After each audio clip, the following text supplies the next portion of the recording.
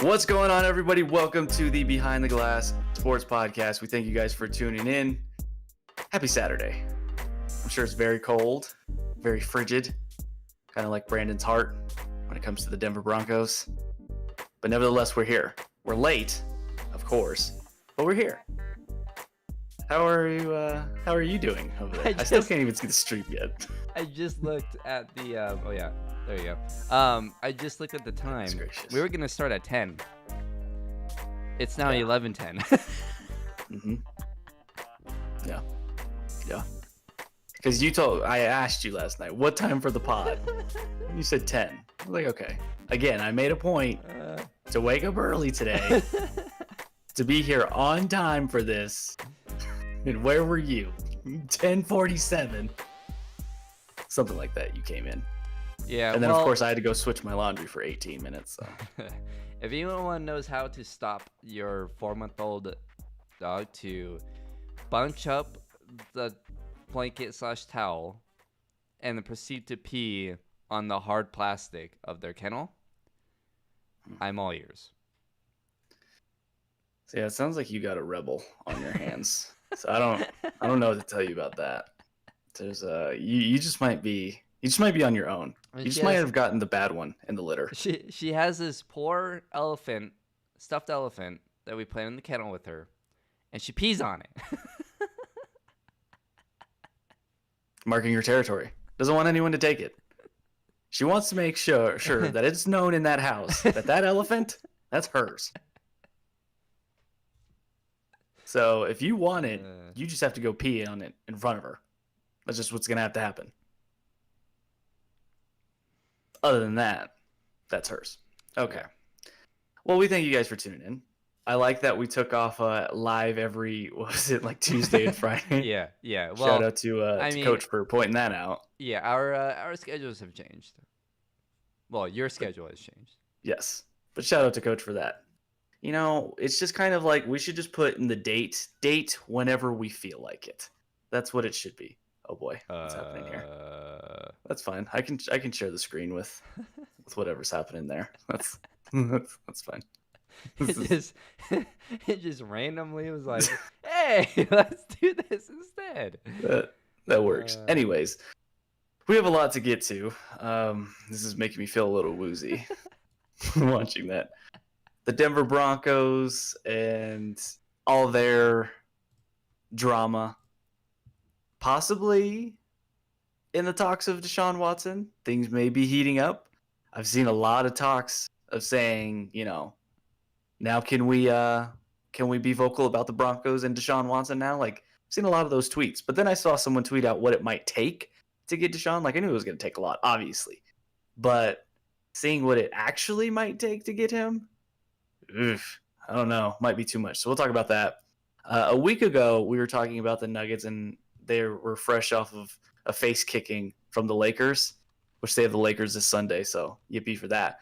But after 2 straight wins, I still don't feel good about the Nuggets. We'll get your take. I'm sure you don't feel good about the Nuggets. But yeah, it's just the two teams right now that just don't make me feel good in the Broncos and the Nuggets. The other two teams I don't really care about. The Avs haven't really been playing. Yeah. We know what the Rockies are doing with their lives. They pay people to take their Hall of Famers. So imagine that. Imagine being an organization that has to pay other teams to take your Hall of Famer off your hand. $50 million, not just like, hey, here's $20 a caramel cookie. It's $50 million. It's please take him off of our hands, because that's the only way this can happen. All right, where do you want to start? You want to start with the Broncos? You want to start with the Nuggets? We can start with the Nuggets just because we can get them over with. Yeah.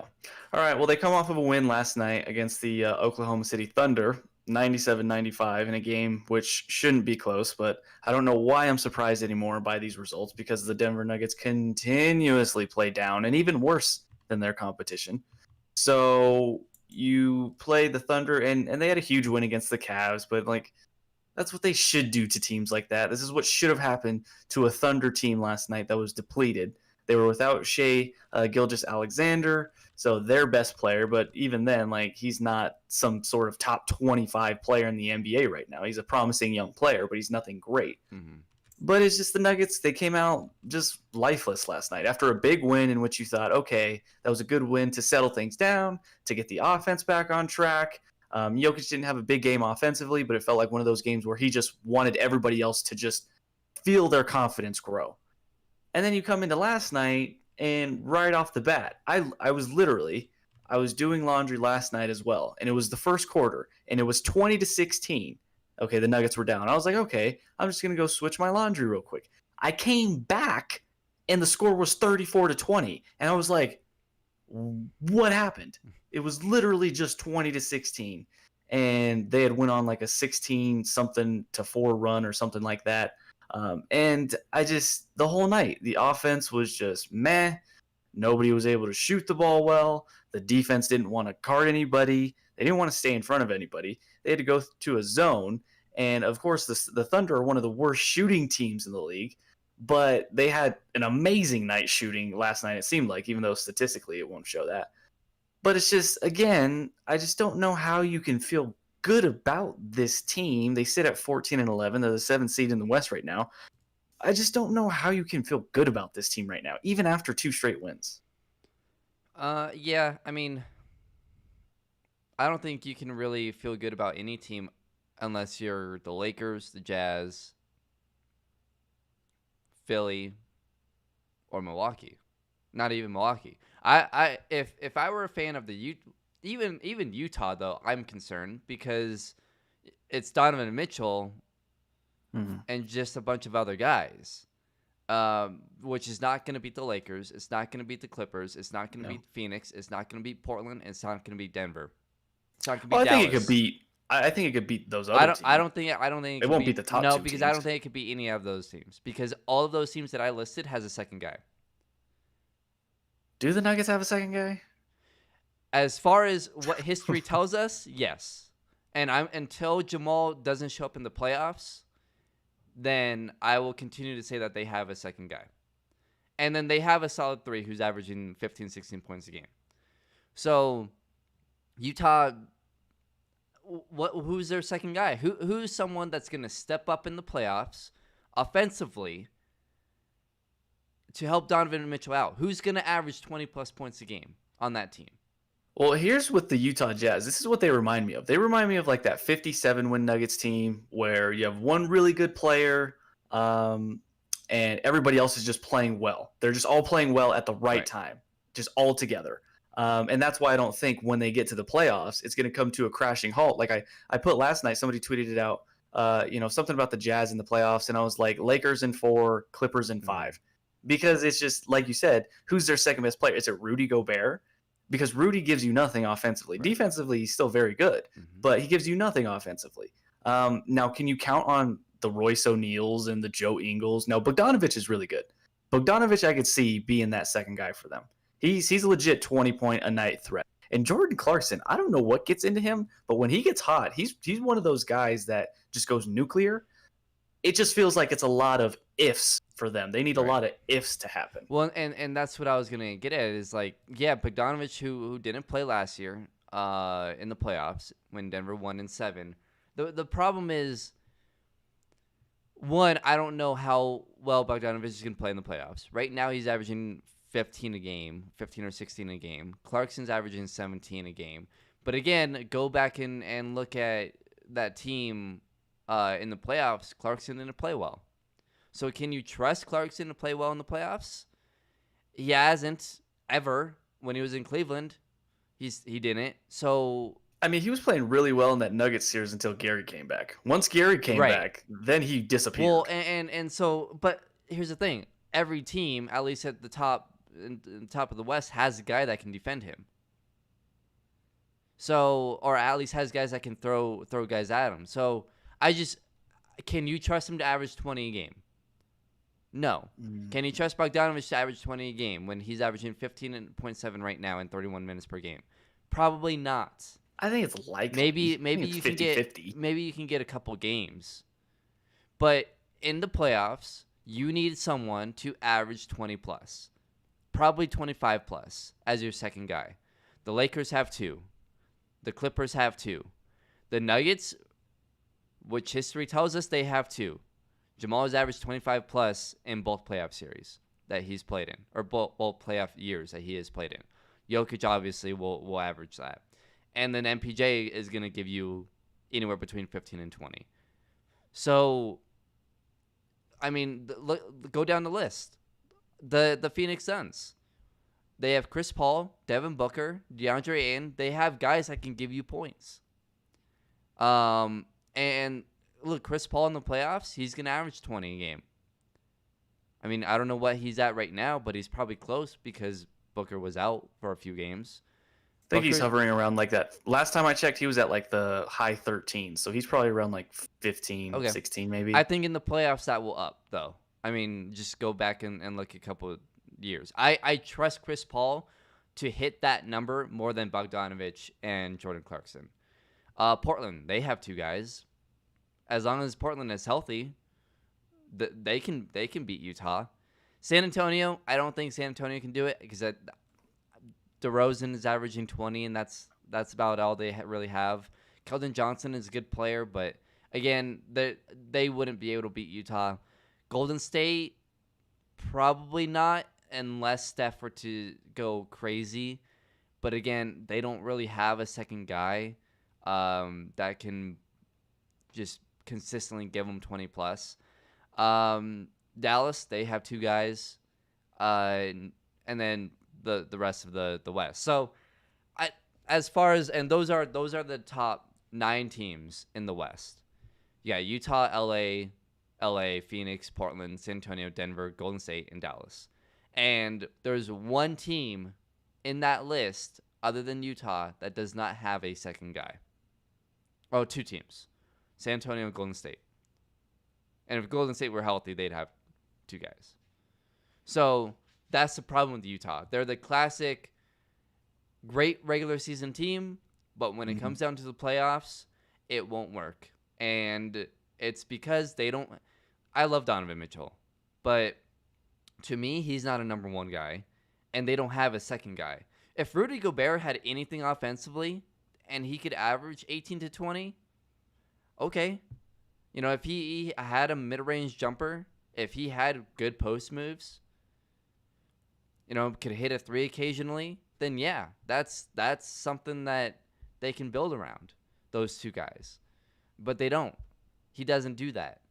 And anyone that wants to talk about, look at their depth. Look at the players that they have. They have a bunch of good players. Great. Nuggets fans know all about that. Right. If you don't understand that depth is not going to help you in the playoffs, then you haven't been watching the NBA the last decade, 2 decades. It doesn't help you. It may have helped teams a long time ago, but even then, I doubt it. It's more of who's your number 1 guy and who's your number 2 guy. And if you're going up against another team that has 2 guys that can match your 2 guys, who has a better third. That's really all it is. I mean, we saw it in the playoffs last year. Nuggets and Clippers. The Nuggets had 2 guys that showed up. And then they had a third in Jeremy Grant that played really well. In the Lakers series, LeBron and AD matched what Jokic and Jamal were doing. So who was a better third? The Lakers just had guys that stepped up more than the Nuggets. Rondo, Dwight Howard, Alex Caruso, they all had moments. Right. So and I remember going through those box scores every game, and it was literally Jokic, Jamal, LeBron, AD. They canceled each other out. Their numbers combined were essentially identical. Points, rebounds, assists. Go back and look at every single game. But it came down to Jeremy Grant. It came down to Michael Porter. It came down to Kyle Kuzma. It came down to Rondo. Whoever had the bigger game as a third guy, that team won. So that's just how it is. Miami, look at the finals. I mean, Butler was pretty much by himself. Yeah, and I don't even know if Jimmy Butler can be the best player on a Right, championship team. right. But if he had even had a second guy, that Mm. at least helps. That if they had a second guy Well, given 25 a game, I mean, they had Bam, but Bam but got Bam hurt, wasn't and gonna then right. Bam was hurt, and he's not gonna give you Goran got 25. hurt. So So it's just that's how it works. You gotta be top heavy in this league, and then you need to go out and get guys that can step up in big moments. Not consistently, but in the playoffs, can they step up, hit a big shot once in a while? That's really all it is. And if they can't, then I mean Danny Green, he got killed for the missed three he had, right? That was what game was that? That was against the Nuggets, or when? I don't remember who they were playing, but Oh, LeBron passed it off. I believe it was against Miami. oh yeah. No, LeBron that passed was it the off because he was game getting triple teamed. because it was like game 3 or game 4, I think. Yeah. So they need what you need to win in the league is to have two great players, top 10 players, and you need a third guy or the 3, 4, 5, and 6. You need one of those guys to step up in each game, in each win. You need 4 wins. So you need guys 3, 4, 5, and 6 to have one game. This is Kuzma's game. This is Rondo's game. This is Dwight's game. That's what it was against the Nuggets. And that's what you need. And look, Denver has those guys. They can have a Monte game. They can have an MPJ game. They can have, they can have guys step up. But it comes down to, can Jokic and Jamal, or specifically, can Jamal be that second guy? That's the question. But yeah, that's the first question that has to be answered. No. Not only in the regular season, but every game, because he is just. And I hate to like keep picking on Jamal because that's what it just feels like at this point. But when you get paid to be that guy, the second guy, when they give you that money and when we see what you've done in the bubble, now there's expectations. Now you hit season 5 and now there's real expectations. And it's still the same thing. Like I'm looking at his numbers now. It's 18.3. He's at 4 assists, 4 rebounds. Okay, that's what I was hoping he'd be around in those numbers, but I was hoping he'd be at 20, 21 points per game. This is just the same Jamal that we're seeing year after year. Now it's steady growth, but it doesn't tell me star growth with Jamal. And I'm just tired of he's injured, he's banged up. And it's like, okay, well, if he's that hurt, why is he playing? And I don't think Jamal's giving that excuse. It's just the media or people, other fans, and I'm just like, why are we giving this guy this excuse right now? Like it just every game it's the same stat line and it's so ugly. He is not efficient at all. If you look at Jamal's stat, like last night, 19 shots to get 22 points. In the win versus Cleveland, I won't even count that because he didn't play. He only played 25 minutes. Against Milwaukee in that loss, 4 of 17 to get 11 points. 7 of 17 versus the Lakers last time to get 20 points. 16 shots to get 16 points in a win versus Utah. I mean, it's just like that's what he is, and I don't get it. I don't understand. People throw out, "Oh, he's tired. Oh, he's hurt," and I'm just like, this is his job, though. Like a lot of guys, I'm sure are banged up at this point, but they're playing through it. They're finding ways. They have nicks and bruises, and they're finding ways to be effective. Or they're If we sitting out. want, right, but here's if we want to praise Jamal for the good and proclaim him a star, then we have to continue to hold him to that standard. One thing I like is the former host that I used to work for, Zach By, here in town. He has a good, I think, barometer for star players. He uses it for the NBA, but you can really apply it to any sport. If you buy a ticket to go watch a star play, you expect that star to play. Like when you buy a ticket to a Nuggets game, you expect Nikola Jokic to have a good game, right? Like when you buy a ticket to a Lakers game, you expect to see LeBron play. Like you buy tickets to those teams, to watch these guys flourish and play. When it was James Harden in Houston or the Nets, and you're seeing Kevin Durant. When you buy a ticket with the Nuggets, are people buying a ticket to say, "Oh, I expect to see Jamal have a great game"? No. More often than not, I expect Jamal to have one of these type of games because this is his consistent than what we saw in the bubble. And that's unfortunate. And I like Jamal. I think he's a great guy. I think he's tough as nails, and I credit him for that. Like he you can tell he's not physically right, and he plays through it, which I give him credit for. But again, if we're going to crown you a star and we're going to praise you and you're going to get paid that money and you're going to have the shoe deals, okay, now it's time to perform. And he just hasn't matched that level. And I can guarantee you, if asked the Nuggets front office and Michael Malone truthfully how they feel about Jamal and if he's lived up to his contract, they'd say no. And if they say otherwise, then they're either lying or they're giving him too much of the benefit of the doubt at this point. Yeah, I mean, I don't really know what else to say that I haven't already. They just, if they want to look, the Nuggets have two options. You can figure out a way to go get Bradley Beal, or you have to wait till MPJ figures it out, which is also a big if. Mm-hmm. So that's really the only two options. Or you gotta, option C is wait it out and hopefully another star comes available. But I think I'm past that. I think I'm past that. But right now it's Beal. Beal is the only other option. But you have other teams wanting Bradley Beal, and what Jamal has put out there, I don't think, I don't know what other teams really could offer. I think the Nuggets might, as far as contenders, I don't think there's another team out there that can offer more than Denver.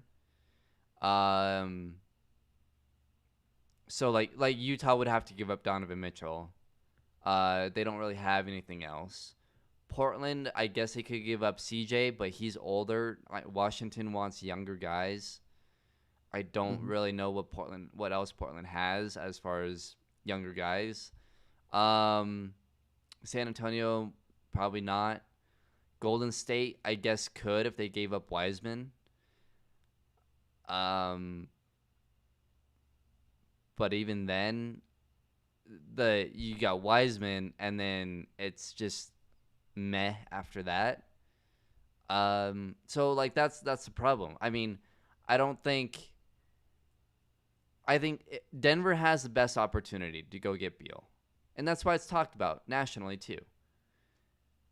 So if you have to give up the next 8 years of first round picks, and by that I mean you can't draft or you can't trade back-to-back first round picks.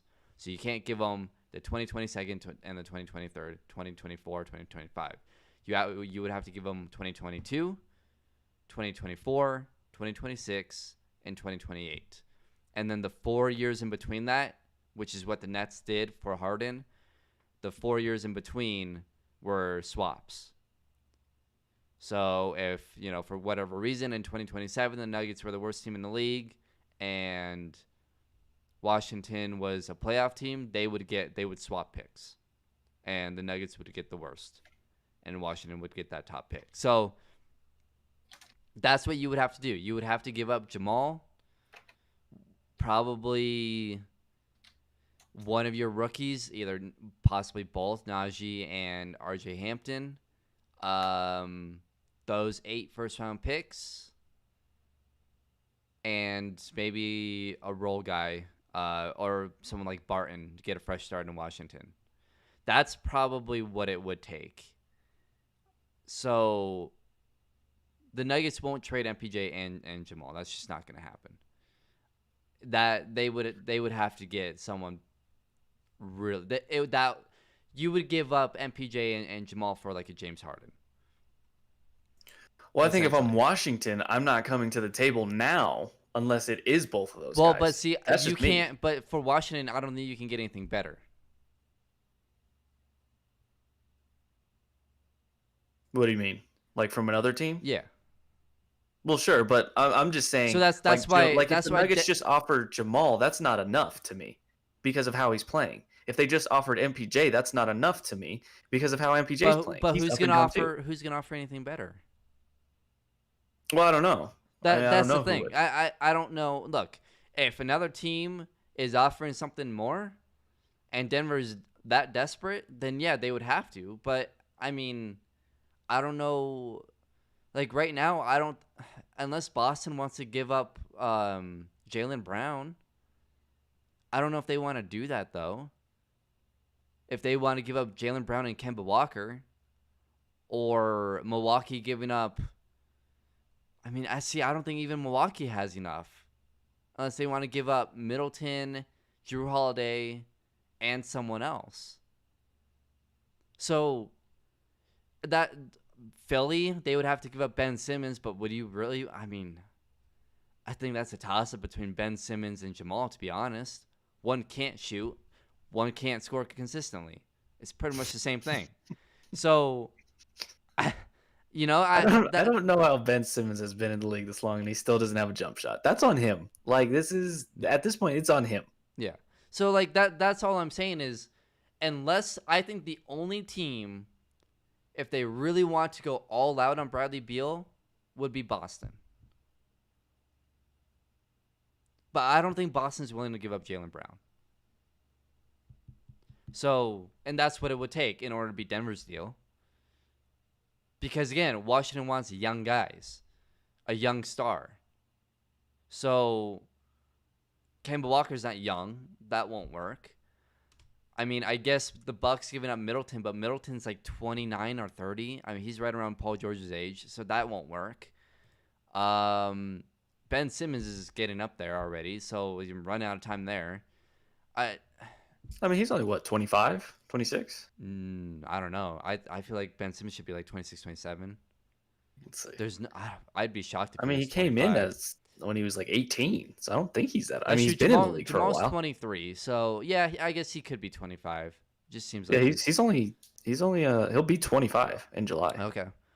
So. Then yeah, but again, like I said earlier, who do you want, Jamal or Ben Simmons?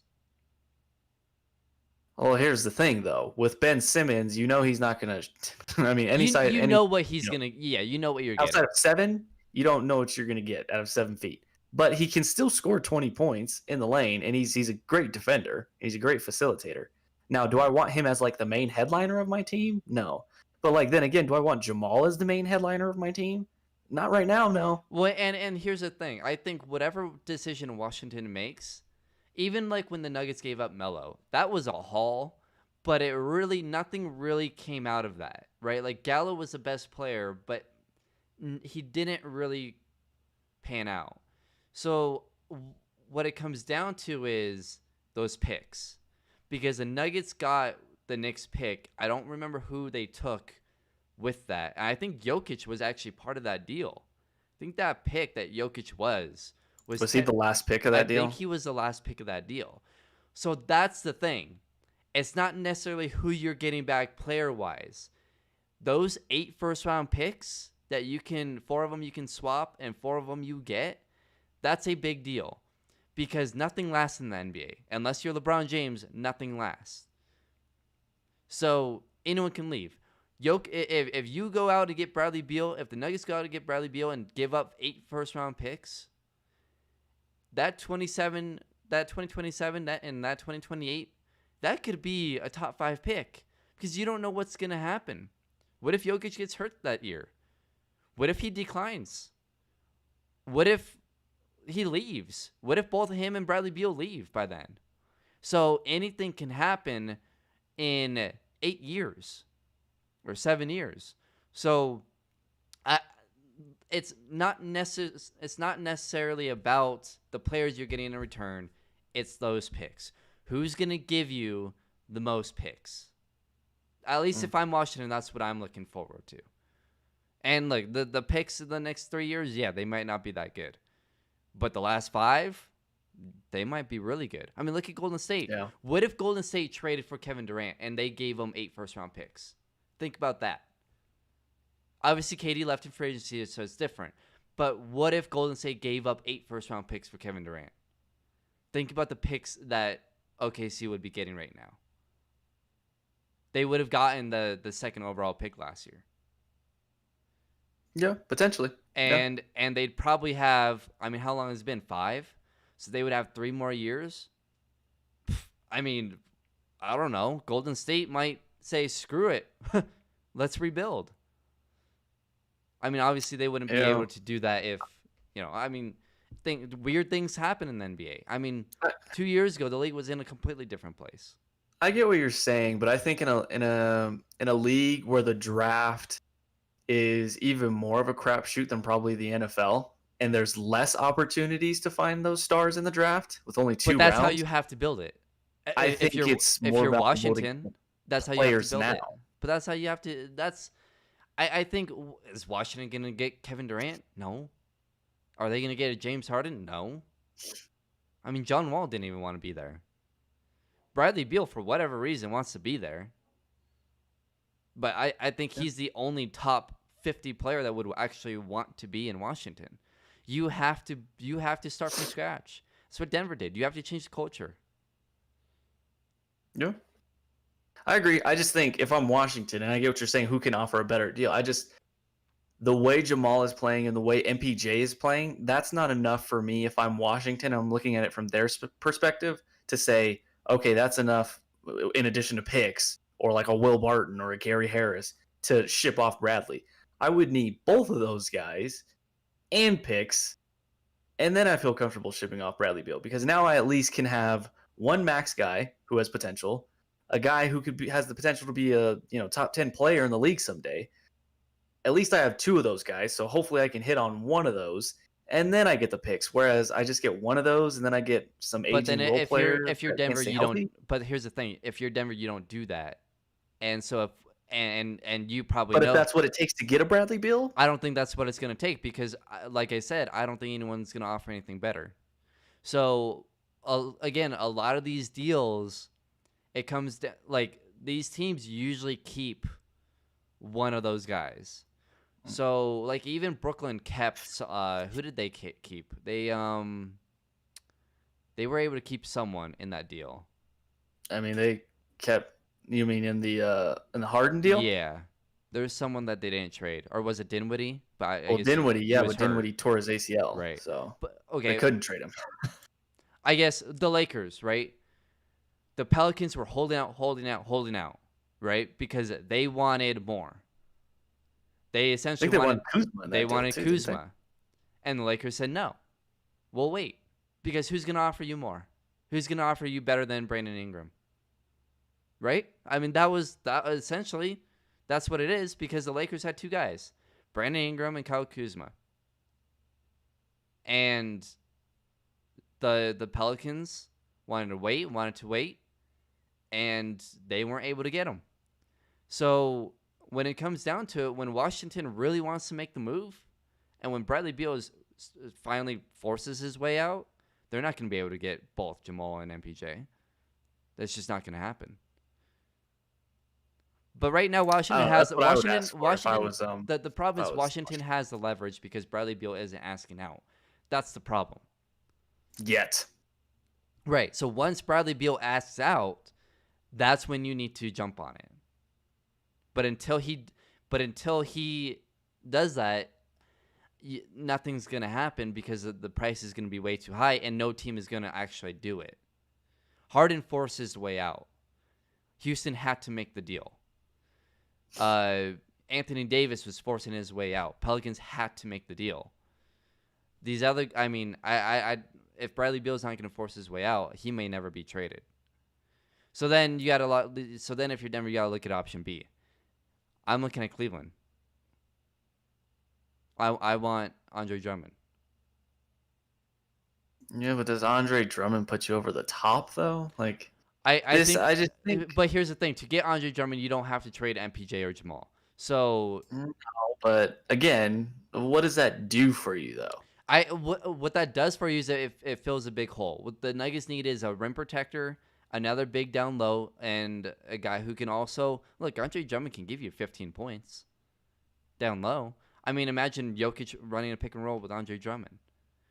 So I think what that does is it gives you protection defensively, because right now they're struggling to protect the rim.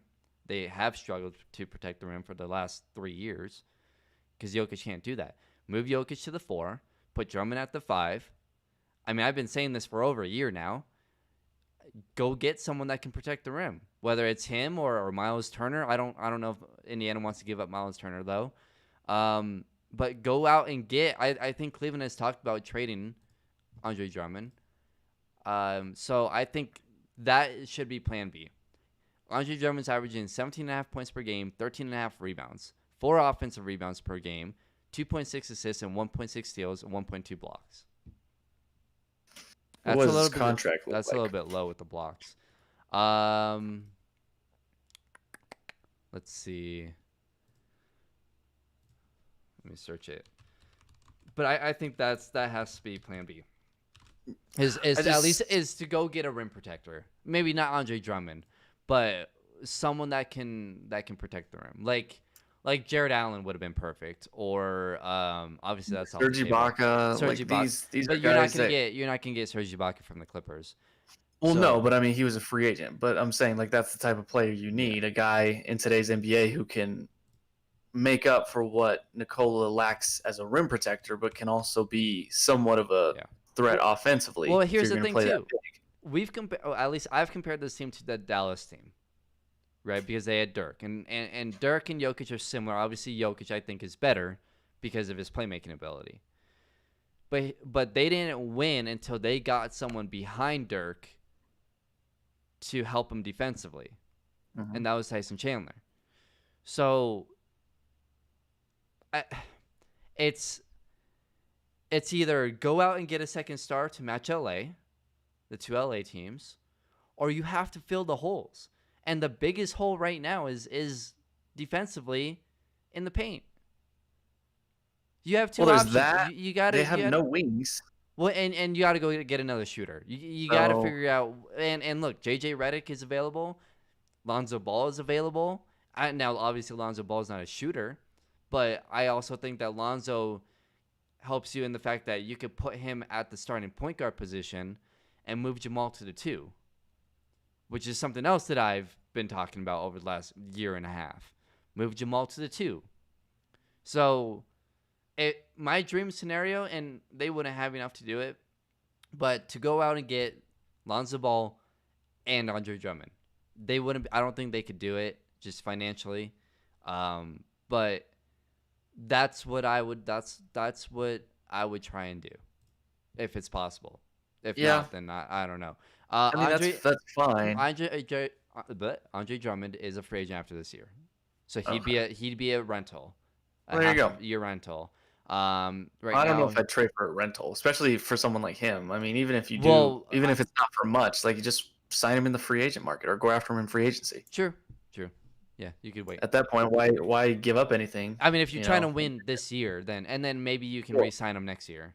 Yeah, but the addition of Drummond doesn't put them over the top. Here's the thing: if you could go out and get, let's say the Nuggets were to land Andre Drummond, JJ Redick, right? You were to give up Paul Millsap, Will Barton, and maybe Bol, and maybe a couple firsts. Just in a total, that would be the total to get both of those guys. So, maybe the Pelicans want Will. The Cleveland really wants to get rid of Andre Drummond, apparently, so they probably wouldn't take much. They'd probably take, like, Paul Millsap, just a veteran, expiring contract, and then maybe, like, a future first or a future second, or something like that. Probably a future first. And then with the Pelicans to get J.J. Redick, a Will Barton, and, I don't know, maybe a Bol.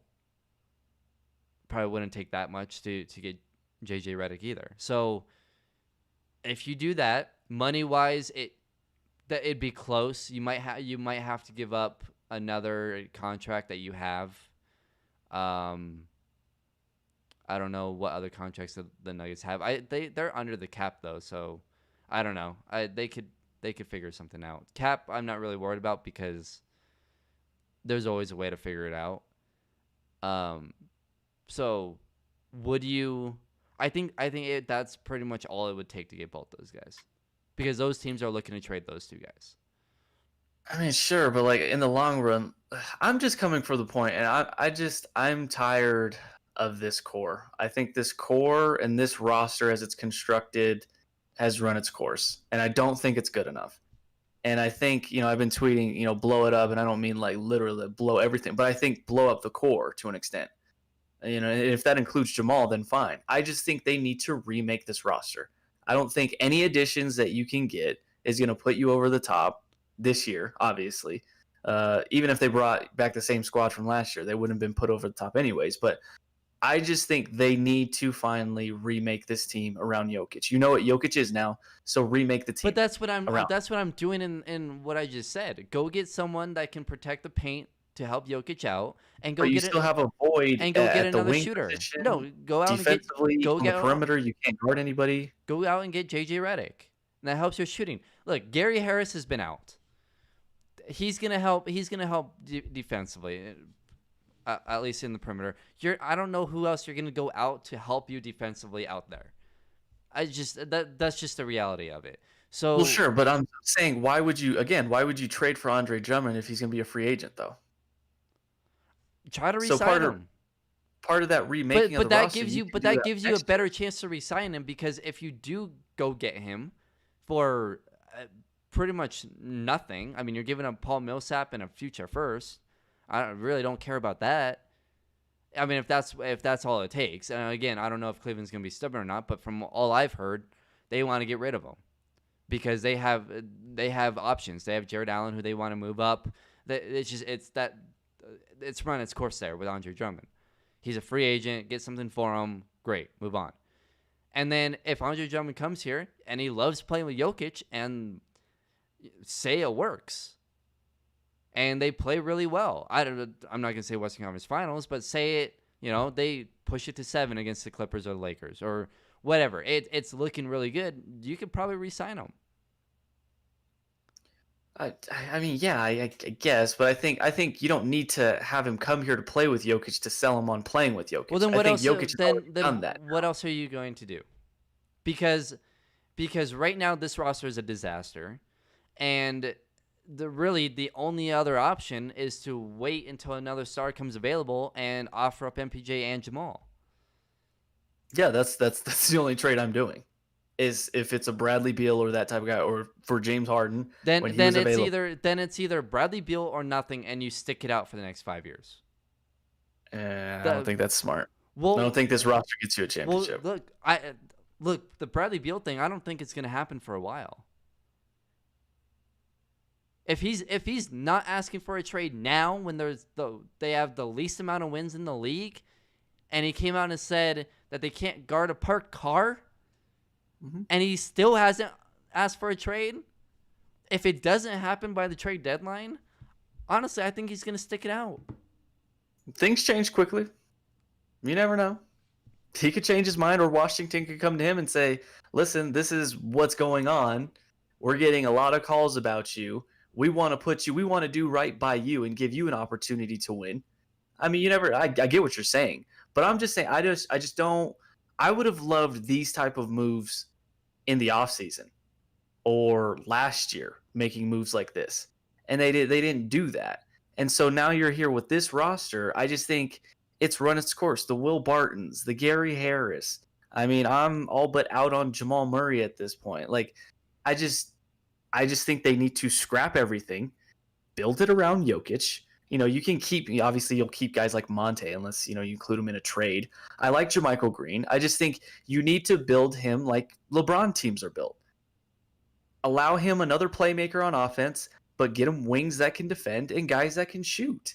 That's literally what needs to happen here, and the Nuggets have none of that. They have a hodgepodge of slashers who can occasionally get hot, but that's about it. There's no secondary playmakers on this team. There's just none. It's literally all on Jokic's shoulders. And I get it's easier said than done to do that, to put together a team like that. That's why, you only see the same players in the finals every year. It's the LeBrons and Kevin Durant's because they're just so supremely talented. But I just think this roster needs to be remade. I like Andre Drummond. I'm just saying I don't think it's smart to trade for him. And I get what you're saying. Like you wouldn't trade much for him, but still, if you could possibly sell him in free agency instead of not only giving up a future first but then also having to pay him, I think playing with Jokic already sells itself to this point. So I think at that point you could just wait. You could just wait it out. If you were the Nuggets, you should have got in on a Jared Allen trade. Like, why weren't they part of that deal? Why weren't you the third team or fourth team? I would have loved Jared Allen here. I mean, that guy is a baller. But I just, for as much as we've praised Tim Connolly, it's like these past few years, he hit the peak and then he's kind of slowly starting to come down on the other side of that roller coaster where he's trickling down, and it's unfortunate.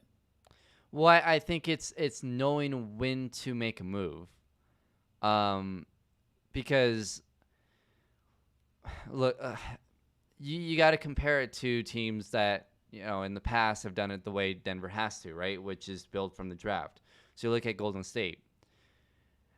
So with Golden State, they hit that really good year. They didn't make it to the finals, but with the year that they beat Denver, and then they kind of fell apart, and then they went out and got a few other guys.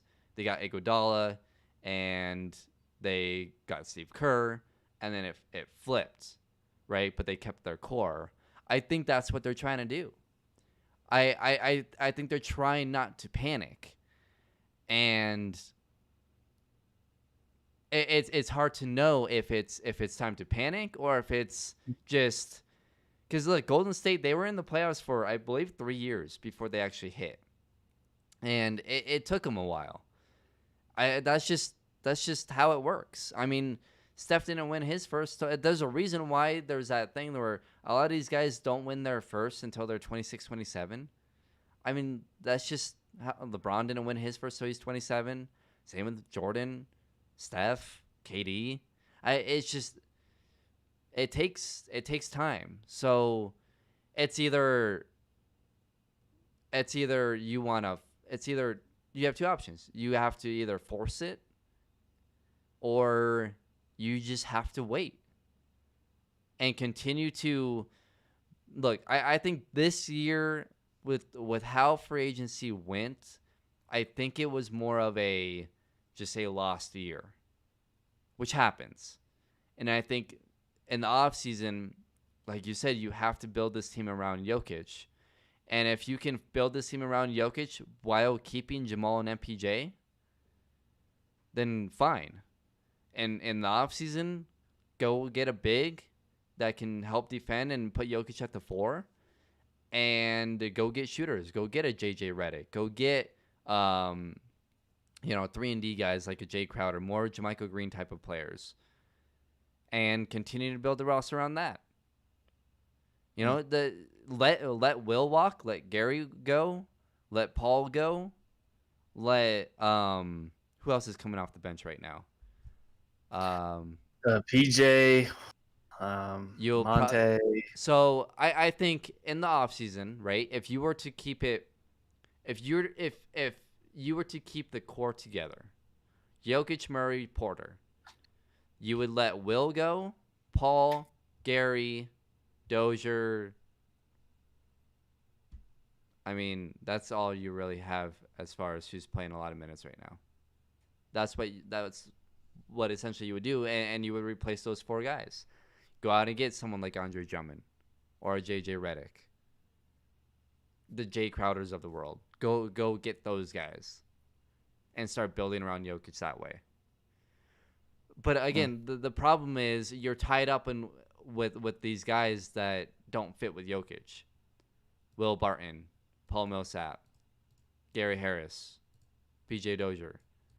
So you either have to trade those guys and go get those pieces now at the deadline or with whoever's available, or you got to wait till free agency. Or you swing for the fences.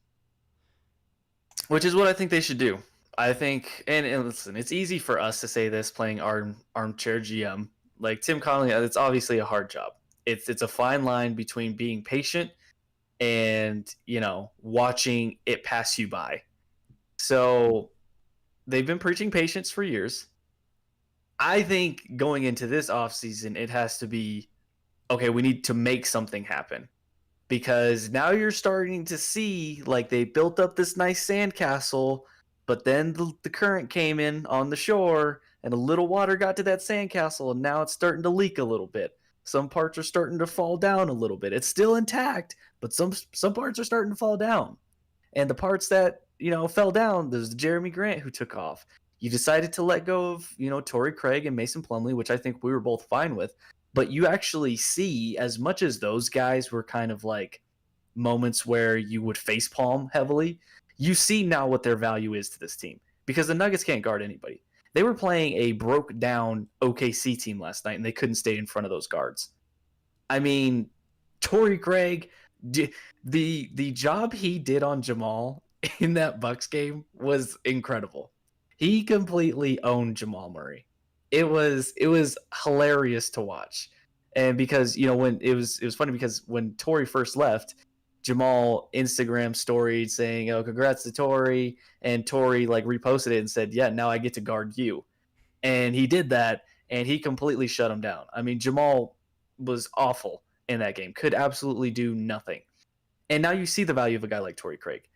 You see the value of a guy like Mason Plumlee, who, even though for years he was like my most hated player after Trey Lyles, he did fill a value for this team. Mm-hmm. He was a rim protector. He was a very good, underrated passer. Now he can't really do much offensively, but I mean, you're not giving the guy we thought who would be a decent replacement for him in Hartenstein. He's not playing any minutes, so now you're missing that as well. So on top of what Jeremy Grant's doing in Detroit and all that he's doing, so I think there's a fine line between being patient and watching it pass you by. I think the Nuggets are really approaching that fine line quick, and they've got a foot on that line of watching it pass them by. Yeah. I'm ready for them to strike because then at least I could say, okay, you know what? They swung for the fences and they tried to do something. They tried to make something happen. If Because that's all we've been hearing is patience. Even with the 57 win team, it just felt, oh, it's the bench, just wait, and it's always hoping for something. I want to try and make something happen. if they were to swing for the fences, I would prefer them to move on from Malone. And that's fine. I think we said it a couple podcasts ago. I think I'm to the point too where I'm with you. It's just like I don't know if Malone, and I think I've been a little bit more pro Malone than you, not to say you're anti Malone, but I think I've always given him that benefit of the doubt. Now I don't know if he's the guy that can lead them all the way to the mountaintop. But I think he's still a really good coach. I think he can change a franchise and a culture, and he did that here. I mean, after the Brian Shaw years, so Yeah, I think Malone's a great developmental coach, but I think now that he's trying to get this team over that hump, I don't think he's capable of doing it. And he's doing it the wrong way, too. I mean, and now he's not developing the young guys. So, I don't think he knows how to do it. Which, I mean, look, eventually he may figure it out. But as of right now, he's a great developmental coach. And then when it's time to get these guys to get to where they need to, that doesn't happen. And not only that, but the young guys aren't developing. Look, Zeke Naji and RJ Hampton are finally getting minutes, and they're playing really well. Zeke Naji is he didn't get much minutes yesterday, but I really like Zeke Naji. I really like RJ Hampton. So if there's any way you can hold on to at least one of those guys, I'd prefer to hold on to Zeke than, great. But like I said, I just you got two options. You got to either build around this core with Jokic and go out and get guys like Andre Drummond and JJ Redick, or you have to, whenever it's available, go get Bradley Beal or whoever else becomes available, because I mean, I don't really know who's another star out there that could become available within the next 8 months. But I guess you never know. It's the Yeah, NBA, I mean, so it's the NBA. This is the one league that things can change. I mean, you never know what Giannis's plans will be. You never know if he could ask for a trade after signing that deal, or and I don't think a Giannis Jokic pairing. I don't know if that would necessarily work great together. To be honest with you, at least not win a championship. I think anybody that plays with Jokic, like you'd have to, if you can't work with Jokic, then that's just on you because he's probably the easiest player in the NBA to play with. But just one part that really just crushes my soul is when I see what Jeremy Grant's doing, and then I look over at Minnesota's stat line, and I'm seeing Malik Beasley right now averaging 21 points a game, and he's shooting 45% from the field, and he's shooting 39% from three. And I don't know if Malik Beasley's a better player or more talented than Jamal Murray, but when I see that and I see what Jamal's doing, I just it just makes me shake my head. And I get it. Malik was coming up on contract. They weren't going to be able to pay him. He was going to ask for a good chunk of change, which he did for Minnesota. But he's showing you his value and his worth. Now he's kind of turned into an off the court head case a little bit with everything that's going on there. But I mean, you're getting the value on the court. Malik Beasley is a really good basketball player, and the Nuggets could really use a guy like Malik Beasley. But that's the decisions you've made. Tim Connelly's decisions these past few years have seemed to be more strikeouts than home runs, which early it seemed like more home runs than strikeouts. So I think it'll be interesting to see what happens in this offseason. Obviously, they're 14-11. They're still a playoff team. It's not like they're a bad team. They're just not Western Conference Finals worthy or anything like that, or championship worthy. And before we move on from the Nuggets, because there's still a lot more we got to get to, I just want to say the more we get removed from that playoff run, the more it just feels like a fluke. Everything about it just feels fluky. The Western Conference Finals run, well, Jamal's performance, it just I feels fluky to me. I disagree with that just because there was I think what we're gonna learn about Jamal, especially after this playoff run, is that he's a playoff player, and that's it. Which I'd rather you be a playoff player than just a regular season guy. Sure. But I think I mean, Jokic is that, right? I mean, right, we saw that the first couple of years. right. Well, and we've seen it with Jamal these first 2 years too, in the playoffs. He's upped his game in both playoff runs. But So Jokic has finally turned that corner in the regular season too. Now this is his first real year of dominating and asserting every single game, it feels like. yeah, yeah, I think so too. I mean, Jamal's 2 years younger than Jokic, so maybe this team is just taking that long. Maybe these guys just look. To be honest, we don't know. We're not used to this as Nuggets fans. I think with Melo, everything happened so quick that he was instantly that guy from day one, at least scoring wise, because he was such a prolific scorer and there was no one else like him in the league. So it was different. But when you look at Golden State or when you look at even the OKC teams, it took a long time. Maybe that OKC team was slightly different because they did make it to the finals really quick. But again, it's different because they had Kevin Durant, who, again, like Melo and like LeBron, dominated the league from day one. Those are really the only guys that have done that. I mean, think about it. I mean, Steph didn't. James Harden didn't. Even when he got to Houston, it took a year or two. AD. Look at the top 5 players in the league. Giannis. There's only that I can think of right off the top of my head that in the last 20 years that have even Kobe, that guys who came in the league and instantly dominated the league. It was Melo, LeBron, and Kevin Durant. I think those are really the only 3 guys in the last 20 years. In the 90s, there was a few. You had Shaq, AI,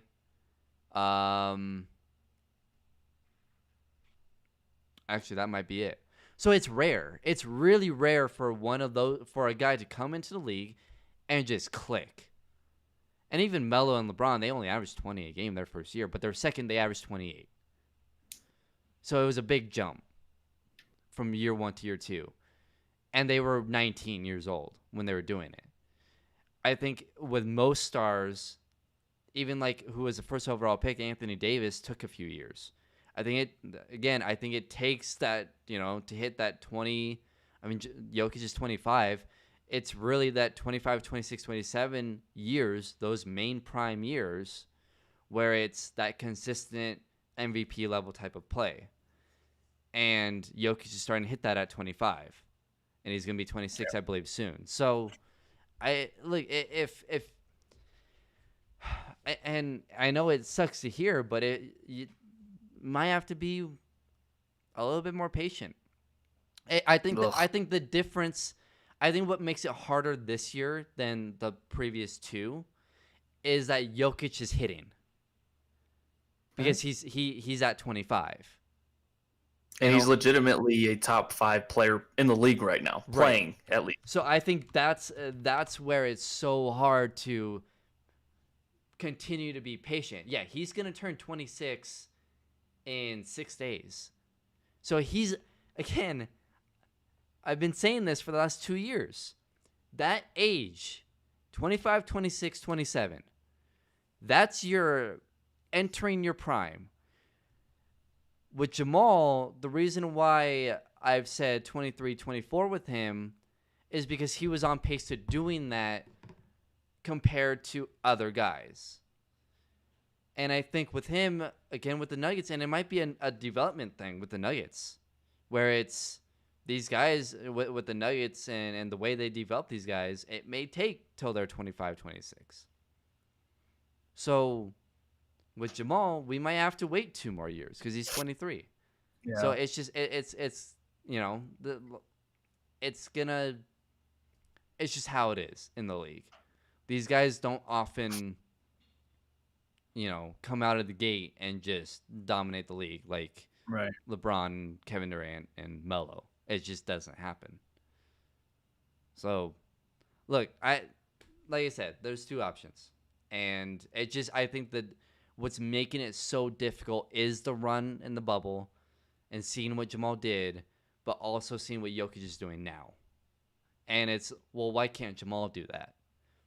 Because he's 23. I don't know what else to say. The talent's there. We've seen it. So it's not like all of a sudden he just sucks. No, it's just. Can it also be that he's just not that guy? Yeah, maybe. Like, but he has then talent, but he's just a streaky player. Like, sure. That can be it too. Sure, and that's why I've been more saying that you can go ahead and trade Jamal, but I'm not trading MPJ because the kid's 21, 22. I'm going to give him those 3 years. I mean, if a Bradley Beal comes available, I'm trading MPJ. I'm sorry. I'm always more for the established guy right now. And if you have a chance to maximize your window with a future Hall of Famer in Nikola Jokic, then you do that right now. Right now. If you can do it, do it. There's no reason to wait. If you can't do it, then but here's the thing. If you trade for Bradley Beal, you have a 2-year window. If you do not win, you lose everything. You don't just let Bradley Beal walk, but Jokic probably will walk because you failed. Well, what if he walks too, and those guys don't pan out? Either way, I just don't. I think if here's the thing, if it doesn't work with Bradley Beal, it's a complete fail, a complete and utter fail. Within 2 years, in 2 years from now, they will be on their last chance.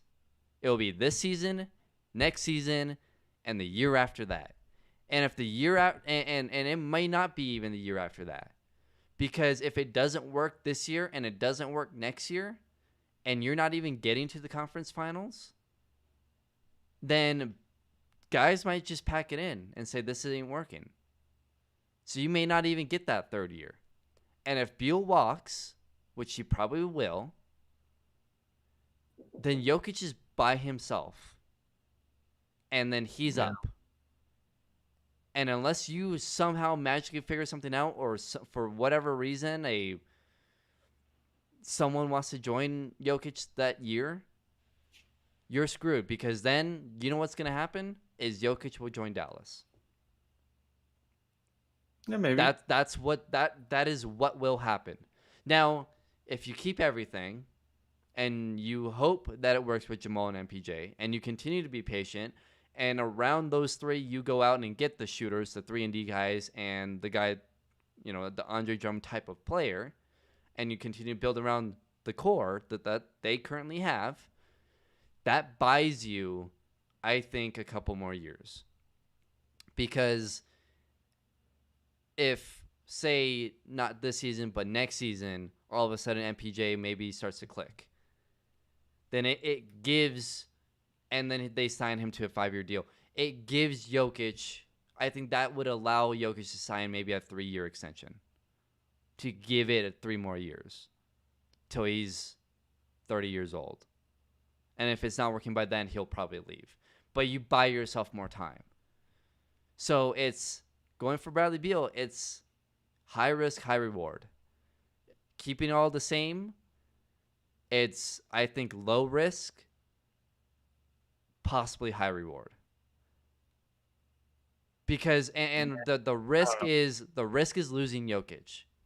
You have to do everything that you can to keep Jokic here. Wouldn't maximizing and getting him the best available talent maximize that? Yes, but what I'm saying though is, if it doesn't work, you're screwed. Well, either way, if it doesn't work, I mean, if you wait it out and it doesn't work, I you're know. screwed. Well, yeah, I understand that, but what I'm saying is Jokic leaves at the end of this contract, which is in what, 3 years? He's gone. But he's if gone. I think, to me, if you go out and you're aggressive and you show him, okay, we're trying to do everything we can to win, then I think that puts in his mind that, yes, okay, these guys, even though we didn't see, we're at least trying. Right. Whereas if you're still being patient and it's like, okay, we just got to wait for him. If you just wait a little bit longer, then it's like, okay, well, now you're wasting years of my here's prime. the thing. But what I'm saying though is, if Bradley Beal leaves, why should Jokic even stay? Okay, but that's assuming that Bradley would leave, though. He will. If you How do you know that? If he's willing to stay in Washington with a bad team, why would he leave a future Hall of Fame talent in Jokic? Because he if you get him, if you trade for him, he obviously wanted out of Washington because they can't do anything. And if you bring him here to join Jokic, what if Washington goes to him and says we're getting a lot of calls, we want to do right by you, and he doesn't necessarily want to leave, but they're trying to give him a chance. But then either way he's out of Washington. So if you're not winning a championship, then why would he want, if he doesn't want to be in Denver and it's either Washington or LA or Washington or New York? It's either Washington or where he wants to live. Where else does he want to live? I sure as hell don't think it's Denver. Yeah. Just going to be honest. If you could sign Bradley Beal and you don't win a championship, he will leave. So you're giving yourself a 2-year window.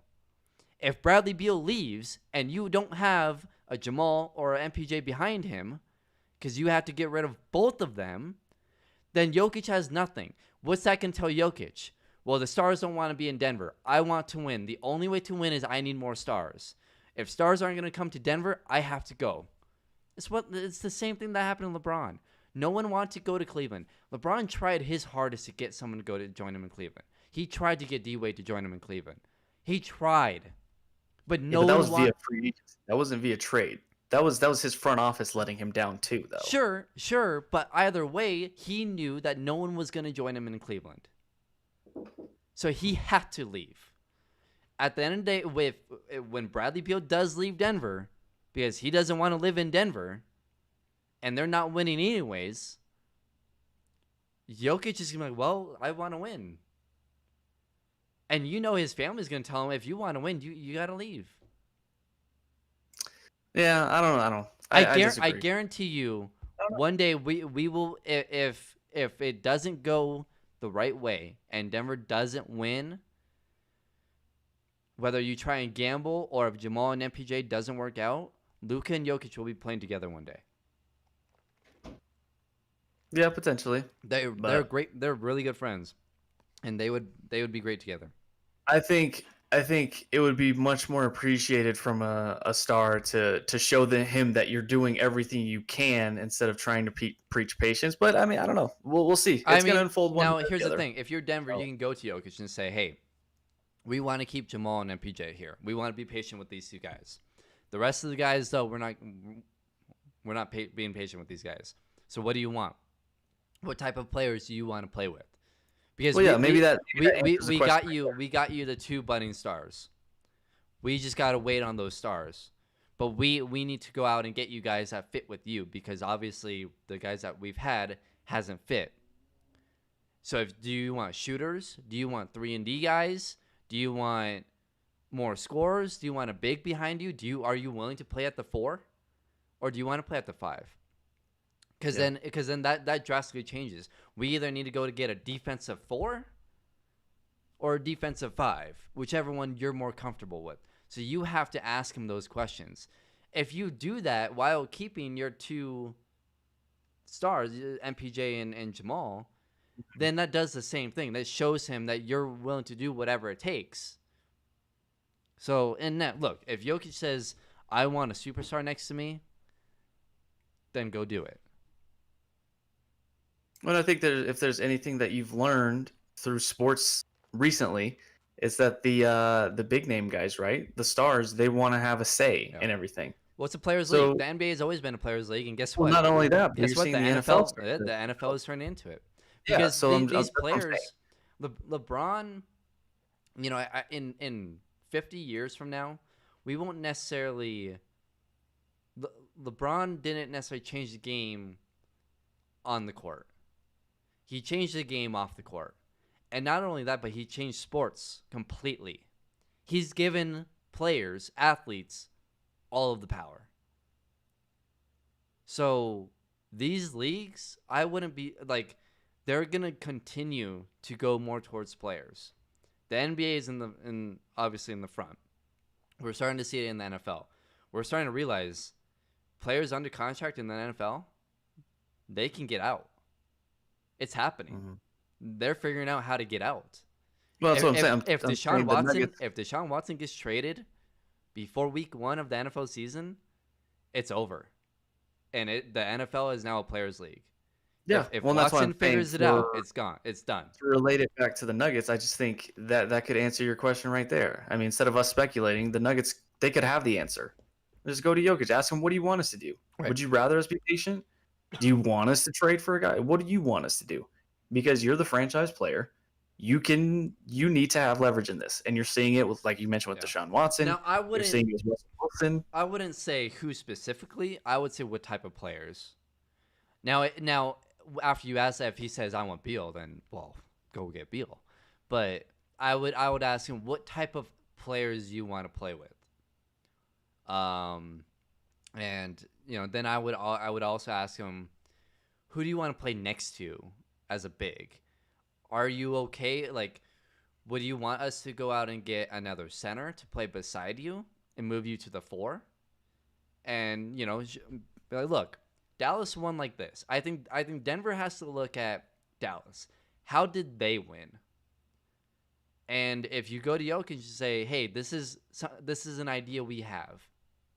We want to go get you a big to be behind you, just like what Dallas did with Dirk. And then go get you shooters around you. And if he says, great, that's exactly what I want, fantastic, go do it. But if he says, no, I want more Torrey Craig type of players, then hey, I mean, the dude is the second smartest player in the NBA. Listen to him. If that's what he wants a bunch of Torrey Craig players, go get him a bunch of Torrey Craig players. Yeah. If he wants a bunch of JJ Redicks, go get him a bunch of JJ Redicks. Regardless, they have to get him involved somehow, some way.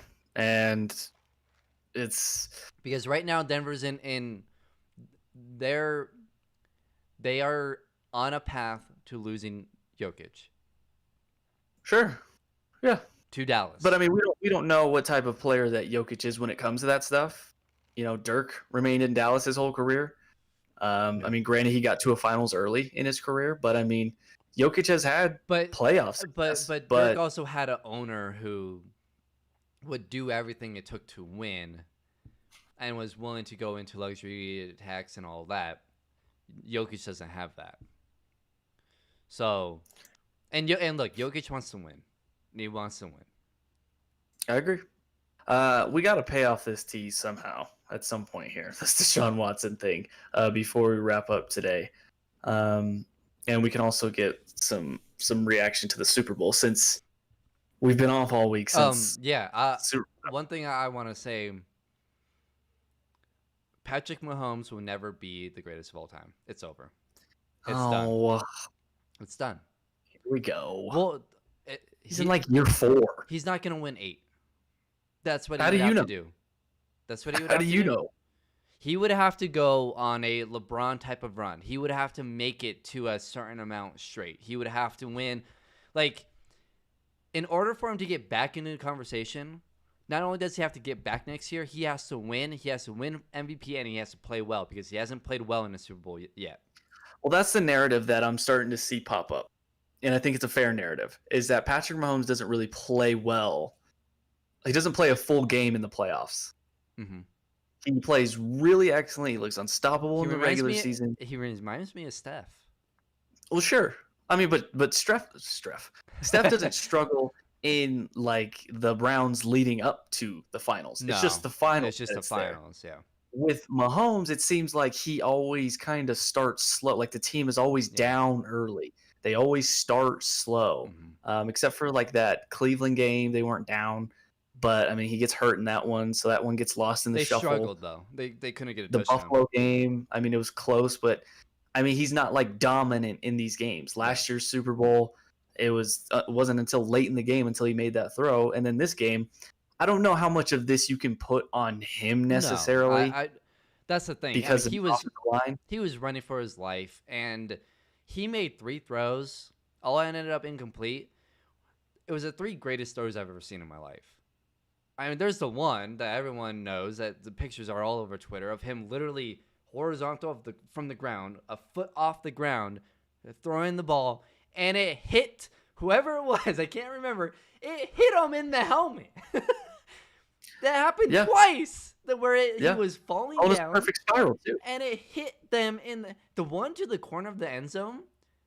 That hit was Tyreek. Right on, but whoever that was, the corner, hit the ball. If he didn't deflect that ball, that's a touchdown. Tyreek probably comes down with that. And Mahomes he was practically on the ground when he threw that. 3 of the greatest throws I've ever seen all ended up incomplete. If he hits one of those, dear God, I mean, it's probably the greatest touchdown pass in NFL history. Yeah, but I don't put all that on him. But he didn't play great still. No. Give credit to the Bucs. I mean, they were, even with that pass defense, they did a great job. The front 4, Shaq Barrett, JPP, Ndamukong Suh, Vita Vea, like those guys had a day. And Devin White and Levante David. I mean, Levante David did a number on Travis Kelce. Like he practically just shut him down. He took him out of the game. They have the 2 best linebackers in the league, Devin White and Levante David. Devin White, my God, dude, he's incredible. He's incredible. And it's the modern linebacker. Yeah, and look, we'll talk about the Broncos later as far as the draft goes, but if you're not going to go get a quarterback, I'm looking at Micah Parsons. I know you need corners, but you saw what Tampa Bay did. Go out and get Micah Parsons, and if you can, go get Dylan Moses. And go get your linebackers. Because Alexander Johnson and Josie Jewell ain't doing that. No.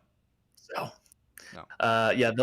That's the perfect picture of the modern day linebacker. It's kind of a snapshot of what the Broncos had with Brandon Marshall and Danny Trevathan, but on steroids. Yeah. Yeah. Well, those guys are amazing.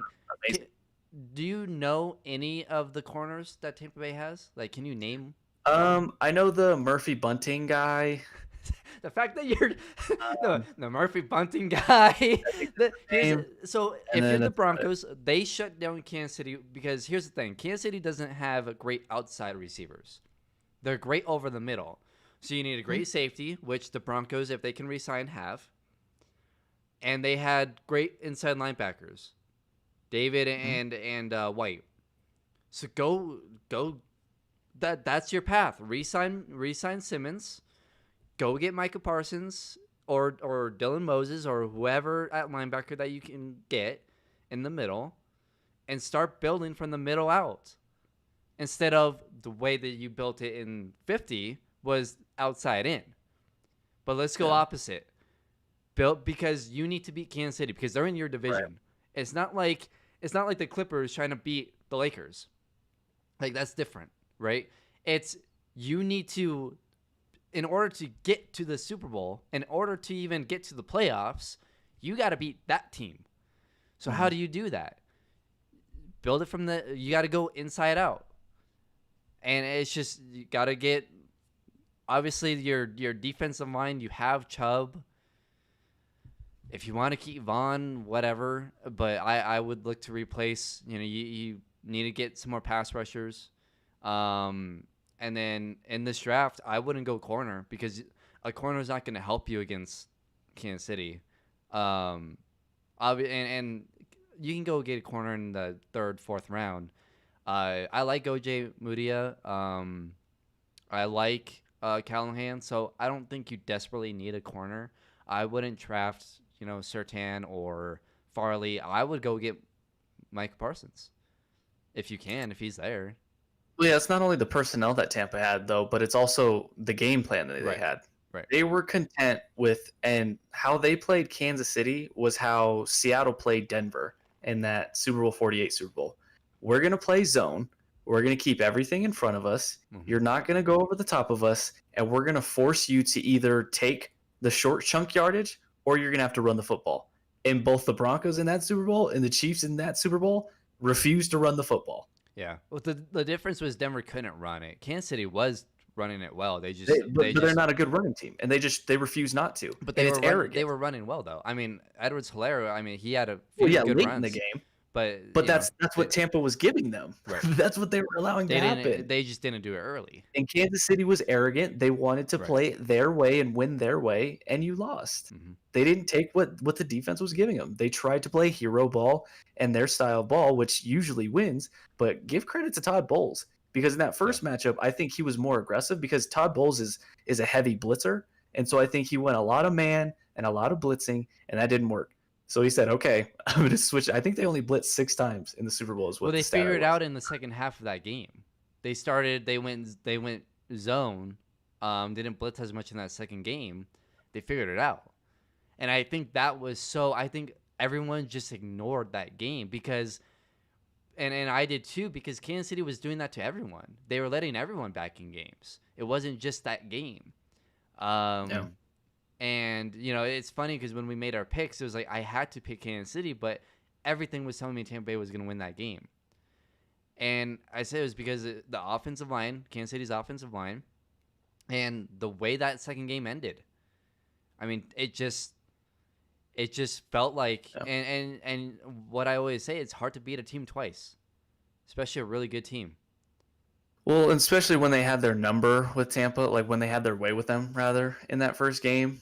And then Tampa has the better running game, and it's just hard to bet against Tom Brady. But they played outstanding. Yeah, well, and Brady played great. He didn't have the greatest numbers, but he played great. Gronk played great. Yeah. And back to what I said, Mahomes would have to win. He'd have to get to 3 more in a row and win at least 2 of them for him to enter the conversation. He would have to make it to 5 in a row, in my mind, to just enter in that conversation. Because it's going to be hard because Brady has 7. It's the difference of it's a big difference, and we talked about this in the last podcast. You lose, you're 1-1, and he's 7-3. You win, you're 2-1, and he's 6-4. It's a big difference. And not only that, but you beat him. Mm-hmm. But I would say this: if it's Kansas City and Tampa Bay next year, if I'm Like if it's all about, and I know Mahomes isn't thinking about this, but if you're thinking about, okay, I want to be the greatest of all time, I want to beat Brady, then I'm hoping that Brady is there in the Super Bowl next year. I hope it's a rematch because you need to beat him and at least tie it up, because now you're back to where you were. And then then whatever happens after that. And now you're back into that conversation. But you have to tie it up. Because now, not only does he have 7, but he has 1 on you. And not only that, Right. he played really well. You played like crap. So that's a massive, massive difference. And that's why I say, if he never plays Brady again in a Super Bowl, he would have to win 8. He would have to only lose 1 more. He'd have to be 8-2. He would have to win at least 5 MVPs in the regular season and win at least 5 Super Bowl MVPs for him to be clear cut. And I'm not sure even that makes it clear cut because he lost. Sure. It's going to be tough. And, in the NFL, it's hard to say that a guy will be back to that many Super Bowls given the contact nature of the sport and injuries. Well, think about this. Russell Wilson hasn't been back. Sure. Russell Wilson did, other than the regular season MVP and the numbers, Russell Wilson did exactly what Mahomes has done. Make it to 2 Super Bowls in 3 years. Won the first, lost the second. Wilson hasn't been back. So it's hard to do. It's really hard to do. It's if there's one guy I wouldn't count out all the way, it's Patrick Mahomes and how that team is built. Because he also has, like, the thing with Seattle and Russell Wilson, he didn't have a Hall of Fame tight end. He didn't have a Hall of Fame wide receiver. Patrick Mahomes has that. When I think Mahomes is better too. And I don't know. Like the other thing too is in the AFC, I don't know who beats Kansas City. So that's the other thing is, like, I mean, even right now, they're the favorites to win the Super Bowl. I'd put Tampa Bay as favorites because it seems like everyone seems to be coming back. So I don't know if I think Levante David is a free agent, so they got to make sure that they re-sign him. If they lose him, that's a big loss. But the NFC is so much better, I think, than the AFC. Like Tampa Bay has to go through New Orleans, Green Bay, Seattle. I mean, think about all those quarterbacks. Whereas the AFC, we've talked about how great the young quarterbacks are in the AFC, but they're not ready. Like Joe Burrow is not going to get Cincinnati to being a contender. I guess you got to worry about Buffalo, but I mean, yeah, that would be my only pick is Buffalo. I don't think Buffalo can do it. So that's the only team that you're like, well, I mean, Buffalo is kind of tough. I mean, but Buffalo is going to lose guys too. I don't know. We'll have to obviously see where Deshaun Watson goes. If Deshaun Watson goes to an AFC team, if he goes to Denver, then that changes a lot. If he goes to Tennessee, it changes a lot. Like if Tennessee gets a quarterback, dear God. So, yeah, we're already here. It depends. You already made the transition, so let's just get to it now. Before we wrap today, the Broncos are being linked more and more to Deshaun Watson. Apparently, the Broncos are on the short list of teams that Deshaun Watson is intrigued by. I saw someone tweet out yesterday that the reports are saying, and I don't know how true this is, but I kind of figured it would take at least 3 ones and then maybe a player, 2 players, maybe a second and a player. I'd give up 3 ones in a heartbeat. Yes. Because okay. Here's the thing. That's a lot. That is a lot. Okay, let me look something up. You go on, but let me look something up. But I've also saw yesterday that some report is saying 3 ones, 2 to 3 ones, 2 to 3 twos, and a player. That's excessive to me. Like that, if I'm giving up that, it has to be for Patrick Mahomes. Okay, I don't know if I'm giving up for that for Deshaun Watson. 3 ones, I could probably live with, but even then, I'm like, oh, that is a lot. But I think I could live with that. Anything more than 3 ones, I don't know if I'm willing to live with at that point. Here's what I'll say.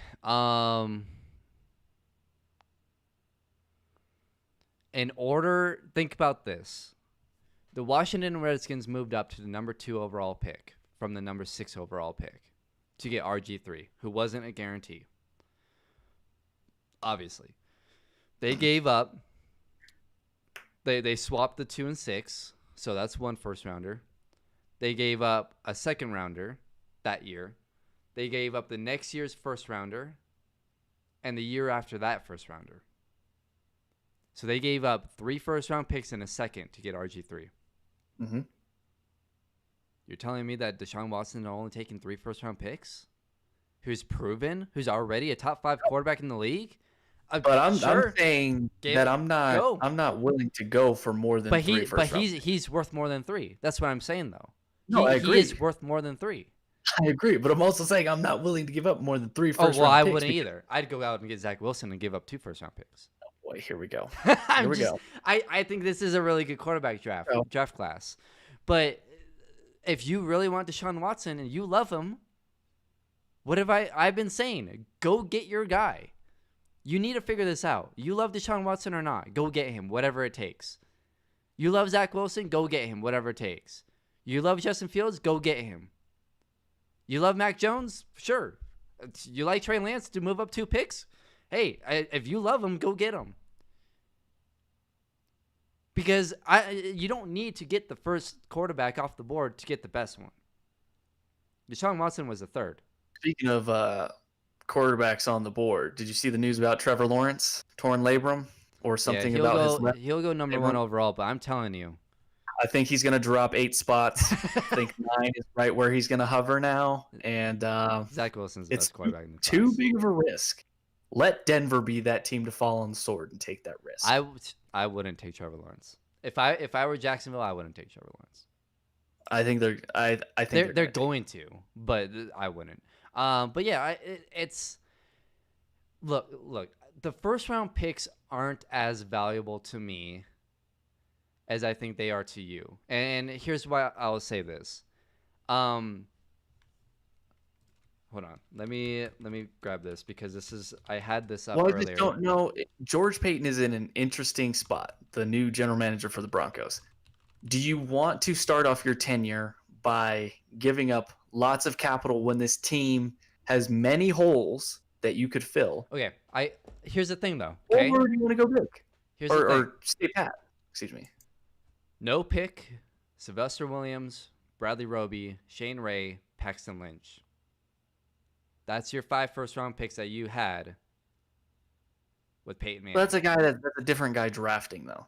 I understand. But go look at previous first-round picks. Go look at the Patriots and their first-round picks. If you get Deshaun Watson, you're going to be drafting in the 20s. You got Sylvester Williams at 28, Bradley Roby at 31, Shane Ray at 23, Paxton Lynch at 26, Garrett Bowles at 20. Garrett Bowles was the best pick. But you're saying that Deshaun Watson is more than 3 first-round picks. So it might take like a Bradley Chubb or a Jerry Jeudy. And if in a certain way you're hamstringing your team, then you're also taking on his contract. I don't think you would have to give up. I don't think you would have to give up. I wouldn't give up a receiver because obviously you need receivers to help out. But you can also find receivers in the 3rd round. I mean, you can also where did you draft Cortland Sutton? I think he was a 2nd rounder. Yeah, so you don't need a but first you're probably going to have to give up that that deal. The best wide receiver, well, you can get a wide receiver in the 3rd, 4th round. The best wide receiver in the class last year was a 2nd round pick, right? Justin Jefferson. Or yeah, but if you're giving up a 2nd round pick in the deal for I understand that, but next year what I'm saying though is that you can find guys later on. That late 1st round pick, I don't think is as valuable as it's not nearly like I don't think like even in look with John Elway in the 90s, starting at 1990, no pick, Mike Crowell, Tommy Maddox, Dan Williams, no pick, John Mobley, Trevor Price, that was a good pick, Marcus Nash, Al Wilson. Those are all late 1st round picks. One of them was 11, one of them was 15, and he didn't have a pick in 2 of those years. The 1st round picks in the 20s are not that valuable. What is valuable is the quarterback.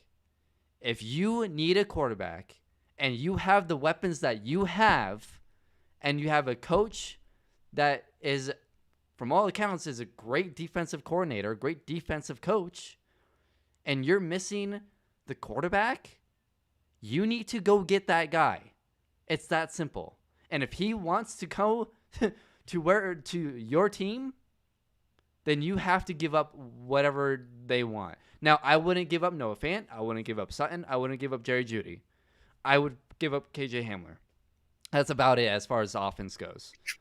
Because, but here's the thing: you can offer 4 first-round picks, and a couple. My gosh, no. Yeah, No. I just showed you the first 4. I showed Sylvester Williams, Bradley Roby, Shane Ray, Paxton Lynch. I get what you're What saying, are you missing? I think here's what I think you're missing. Okay, you trade all that capital, right? You bring on a contract which he's already signed, which is a heavy contract. You already have multiple holes you need to fill. So you can't fill those in the draft because you've given up likely a lot of first round and second round picks. So you're limited there. Plus you're bringing on his contract, which is going to limit your cap. So you can't really build in free agency. So you're kind of hamstrung. Okay. At a certain point, there's giving up too much, and you can't. It's what the Knicks did when they gave up for Melo. Yeah, you got Melo, but you gave up everything around him, and you can't build. You can't win. I think it's slightly different. Okay, look at Super Bowl 50 and look at that roster. How many of those guys are first round picks? Okay, but at the same time, they had a special all-time defense. So I don't know if that's like the how many of those guys were first round picks for the offense or defense. The whole team. But you can look at the defense. You had Vaughn as a first round pick. He was a first round pick. Vaughn, so that's 3, right? Chris Harris was undrafted. I'm looking up Talib. He might have been a first round pick. TJ Ward, was he a first round pick? Darian Stewart, I don't know if Darian Stewart was. Bradley Roby was, but at the very end. DeMarcus Ware. DeMarcus Ware might have been first round pick, I think. So I mean, they probably had like 5 to 10 first round picks on that team. I wouldn't say. I would say closer to 5, but yeah, I would say like 6 or 7. Talib was. I think he was by the Bucks. Yeah, 20th overall. So, all I'm saying is, you don't need that many first round picks. Like, look at the Patriots too. Can you name any of their first round picks when they had Brady? No, but they also had a unique situation in which they had the best player in football who was willing to take less and have his team go out and win free agent. And so you would have to. Here's a reason why. And it's funny because I'm more pro of not paying quarterbacks that much money, right? You're wanting to trade for a guy that has I would trade Russell Wilson. If I'm Seattle, I would trade Russell Wilson right now. But they might after his comments. But here's the thing where Denver's in a unique situation. Because Noah Fant, Jerry Jeudy, Cortland Sutton, they're all on rookie contracts. Right? Yeah. So you don't have to pay those guys. And Sutton will. You'll have to after Sutton will soon, right? But you get 4 more years with Jeudy. You get 3 more years with Noah Fant. 3 more years with KJ Hamler. Yeah. And you just signed Bowles, but it was a cheaper deal. So you're not spending money on your offense. The most money you're spending on your offense is your dang running back, which you can let him go in a heartbeat. I think this is what I'm saying. Your offense needs to be cheap because you can find young offensive talent in drafts easier than defensive talent, in my opinion, especially when you have a great quarterback, right? You don't need the Jerry Judys of the world, Cortland Suttons of the world, because your offense will still be good without those guys. Now, those guys take it up a notch, right? But you're going to have those guys. Then on defense, that's where you're going to spend all your money, the rest of your money. And look, Deshaun Watson's contract isn't that bad. I don't think he's even in the top 5. No, he might be in the top 5, right? Where is he as far as money-wise? So what I'm saying is you pay your quarterback. The rest of your offense barely is getting paid. And then you put the rest of your money towards your defense. And then in this draft, you won't have a first round pick. You probably won't have a second round pick. But in 3, 4, 5, 6, 7, what I'm doing, I think they have a couple thirds. I'm going all defense. Draft defense. All across the board. Linebackers, corners, whatever. Get as many defensive picks as you can get and try and reverse, because at some point you're going to have to pay your offense, right? So you're going to have to reverse it at some point. So then that's where you need to start drafting in defense. But right now you can pay your defensive guys. You can pay Justin Simmons. You're paying Callahan. You can continue. I would get rid of Vaughn and maybe go and spend that money on 2 other guys that can make just as good of an impact as Vaughn. And you have Bradley Chubb, as long as Chubb can stay healthy. So he signed a 4-year, $156 million deal, $27 million signing bonus, 110, almost 111 million guaranteed. So this year he had a base salary of $10 million with a $5 million signing bonus and a $15 million cap hit. But next year his base salary is $35 million. He has a cap hit of $40 million, then $42 million cap hit, then $37 million cap hits, then $32 million cap hit. And then he's a UFA in 26 So when he's 31. I want to find. So, But okay, there is a this is- potential out in 2024. So okay, I believe he's right. He's got to be top 5 then. let's see. He might be top 3. I'm seeing something where Mahomes is number 1 right now. That's not right. Because I read that article saying he's not even in top 7. You need to see, that's salaries. You need to look at what's going against the cap. That's the difference. There's salaries. So, like, yeah, technically, Mahomes and Watson are 1 and 2, but Mahomes isn't number 1 against the cap. So, Yeah, like, I think you're looking at over the cap. Is that what you're looking at? well, that's what you need to find, because against the cap, because I'm looking at average a year. Yeah, Mahomes making $45 million a year, and Deshaun Watson's 39, so that's 1 and 2, but that's not against the cap. That's not what's hitting, because in that article I read, Mahomes is not even in the top 7 as far as money against the cap. So I'm looking at on Spot Rack by quarterbacks contract average cap percentage. Okay. So this is the ranking. So Mahomes he's first. See, with that's not right, 22, though.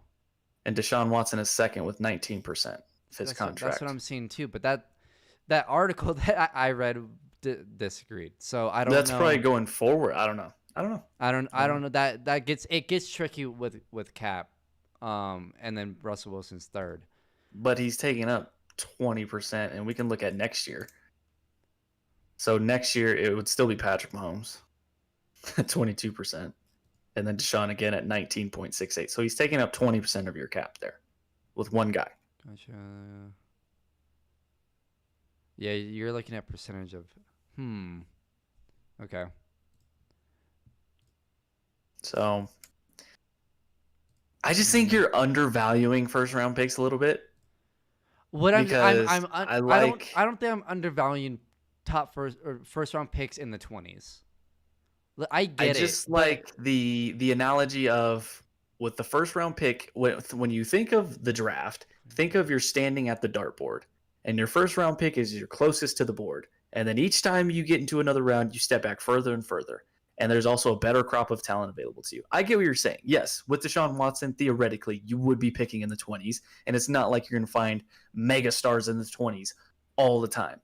But it's still a first-round pick with all the available talent available to you. I mean, the Broncos are and barely you can move hitting up and package The and Broncos stuff. are barely hitting on their top 15 picks. Sure. Listen, I said I'm willing to do it for 3 first-round picks. That's when I start to get hesitant. Once we hit 3, and then I'm like, but I'll still do it. I would Anything give up. after that, I don't know. I would then, give then up I'm max. gonna have to really think about the it. max amount I would give up is 4, but I also wouldn't give up a player. Ugh. So I'm saying 4 first-round picks, a second this year, and then Drew Lock. That's what I'm saying. Thanks, an avocado. There you go. Well, I Thanks, mean, you gave us you don't Drew need Drew back. Lock, and at least they get someone in return Sure. at quarterback that Sure. has some potential. So That's what I would give up. Max, I wouldn't. I'd give up. The most I'd give up is 4 firsts and 2 seconds. That's the most I would give up for Deshaun Watson. But the reason why I'm so for it for the Broncos is because they're in a unique position with their offense. They have the weapons. They have everything in place offensively. That's the difference. If I'm the Jets, I'm not giving up 4 first-round picks. No way in hell. Or even 3. Because you don't have anything. You're not going to do anything with that, right? You're essentially going to be Houston last year. It's not going to do anything. You know, if I'm Jacksonville, I don't do that trade. If I'm Chicago, I don't even do that trade. You don't have weapons. And then you won't have first-round picks to go get weapons. So I get that. Denver, they have weapons. And not only that, they have weapons for the next 3-4 years. Like I said, Jerry Jeudy has 4 more years under his rookie contract. You're going to have to pay Sutton. Cool. That's one guy that you're going to have to pay on your offense. You can let Melvin Gordon go. Draft a running back in the 3rd round. You're not going to be running the ball that much anyways. You just keep Philip Lindsay. He's going to be cheap. He hasn't done crap. So you got no... Hey, whoa. Okay. Yes, I'm not going to let that slide. All right. You're gonna have Noah Fant for 3 more years. You're going to have KJ for 3 more years. Tim Patrick doesn't cost you that much. So their offense is in a really unique position because they've drafted so heavily on their offense. So it's worked out really well. It's similar to what happened when they got Peyton. Because what did they have in place? They had DT, who had 4 more years on his contract. They had Eric Decker, who had 3 more years on his contract. Julius Thomas had a couple more years. You were set. You weren't paying your receivers nothing. Well, and all those guys were unproven to that point. Well, they're just coming off the Tebow year to where they're, Well, DT still had a good... Yeah, DT was hurt. Decker got hurt too. So, but you were okay. You had a first-round talent defensive or wide receiver who, by the way, made the play of the year. You saw the talent, right? Decker, he was Tebow's favorite receiver up until he got hurt. So you knew you had the talent. And then Julius Thomas, all we had been hearing was, oh, this guy is going to be really good. And at tight end, you can kind of figure it out. So they were in a similar position where you didn't have to. Now, obviously, they didn't have to give up first-round picks, but you had the young talent offensively to where you could take on a Peyton Manning contract and then pay your defense. That's how I would build a team. I would go young on offense, pay your defense, and then swap it once your offense is great. And then start. So once you have your offense in place, so if you go out and get Deshaun Watson, I use every single damn pick on defense. Because in 3-4 years, you're going to have to start paying your offensive guys. You're going to start having to pay Jerry Jeudy, Noah Fant, KJ Hamler, whoever works out. So you're going to have to start paying those guys. But right now, you don't have to. So over the next 3 years, draft defense. So that way, in 4 years, your cheap side of things is your defense, maybe 1 or 2 pieces that you're paying, just like how it is with your offense right now. And you're going to flip-flop. That's how you kind of have to build it. Now, it's easier said than done, but they have the offense. Who else is on that list? There's a reason. You look at that list, I would say Tennessee should be on that list. A.J. Brown's not making that much. You might have to pay him soon. Derrick Henry is going to... See, I think Denver's in a better situation because you're going to have to pay Derrick Henry soon if they haven't already. I don't know. But Tennessee's another one. But they paid Derrick Henry last year. Okay, they paid Derrick Henry last year. So, that's where it gets tricky because now if Tennessee trades for Deshaun Watson, which I don't know if they're one of those teams, but for example, you're paying already so much on your offense that it's going to hurt your defense. Whereas Denver, you can pay Deshaun Watson. You're not paying anyone else on your offense other than Sutton and, Bowles. So, and you can figure it out with Juwan James. I don't know how much they're paying Juwan James right now. And then you can spend more money on your defense. You can still keep Justin Simmons. Well, they're paying a lot to Juwan James. I mean, essentially his contract just carries over. So Okay. I yeah. think that's where it gets tricky with Deshaun James' contract. And before that, Raiders tackle signed with them. He was the highest paid like right tackle, I Okay. think, in NFL history. So I mean, they're paying him a lot of money. Okay. So that's what I'm Yeah, I saying. Like forgot about. But you have to again, factor that stuff in mind well, too. but that's two guys that you're paying quite a bit of money to is Sutton and him. I would move out. You would probably have to move out from Melvin Gordon, which I mean I don't think that's a big deal. He's gonna be suspended anyway, so whatever. So you move off Melvin Gordon, you draft a running back, maybe go sign someone for cheap, and off you go. We'll see. And look, it's a risk either way. If I were running things, I'd drive Zach Wilson, but that's just me personally. If you want to We go, know. if you want to go the Deshaun Watson route, and you love it, you love Watson, and you really want him, then I think Denver's in a really good position, and I would give up the 4 first-round picks because I think they're one of very few teams that can do that because of their situation offensively. It's almost like when they got Mahomes, and Mahomes was put in a perfect situation with Tyreek Hill and Kelsey, and you weren't paying your offense that much. Like, it's that type of similar, where you're putting your quarterback already in an amazing position offensively without having to pay the offense that much. Mm-hmm. There's not a lot of teams that can do that. Tampa Bay was actually similar with Brady. You're not paying Godwin much. It's going to be interesting I don't know to how see what much they Mike do. Evans is. They have some people coming up this year. Yeah. Godwin, I think Levante David is a free agent. Yeah.